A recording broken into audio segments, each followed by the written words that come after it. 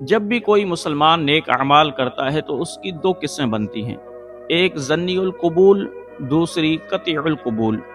ظنی القبول کی معنی کیا ہے؟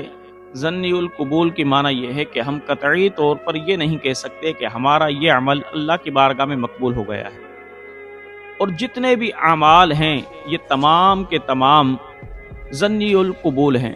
جیسے نماز، ہم نماز پڑھتے ہیں تو نماز کے بعد ہم قطعی طور پر یہ نہیں کہہ سکتے کہ ہماری یہ نماز اللہ نے اپنی بارگاہ میں مقبول کر لی ہے۔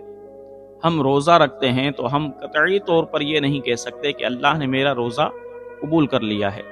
ہم زکوٰۃ دیتے ہیں تو ہم یہ نہیں کہہ سکتے کہ اللہ نے ہماری زکوٰۃ کو قبول کر لیا ہے۔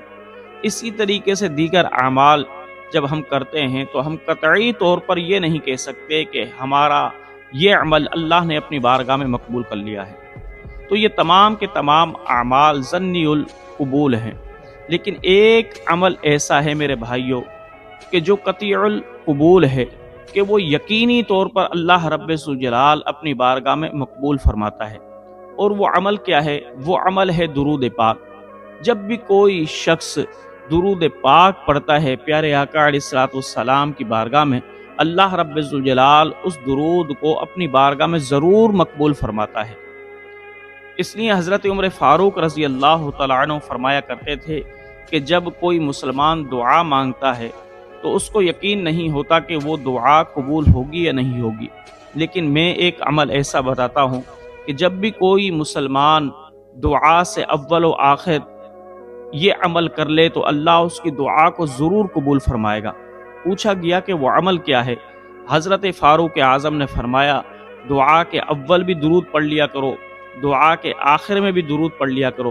جب بھی کوئی مسلمان دعا کے اول و آخر میں درود پڑھ کر دعا کرتا ہے، اللہ رب ذوالجلال اس کی دعا کو ضرور قبول فرماتا ہے۔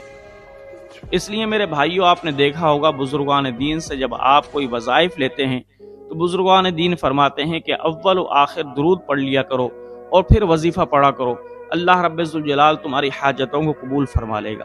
وہ کیوں کہتے ہیں؟ وہ اس لیے کہتے ہیں کہ ان کو پکا یقین ہوتا ہے کہ درود ایک ایسا عمل ہے کہ جو اللہ کی بارگاہ میں مقبول ہوتا ہے، اور جب اللہ رب ذوالجلال درود کو قبول کرتا ہے تو جو اس کی درمیانی چیز ہوتی ہے دعا، اللہ پاک اس دعا کو بھی درود کے صدقے میں قبول کر لیتا ہے۔ لہٰذا اپنی زندگیوں میں درود کو شامل رکھیں اور درود کثرت کے ساتھ نبی پاک صلی اللہ علیہ وسلم کی ذات اقدس پہ پڑھتے رہا کریں۔ جب آپ درود پڑھتے رہیں گے، اللہ رب ذوالجلال آپ کی دنیا بھی سنوار دے گا، آپ کی آخرت بھی سنوار دے گا۔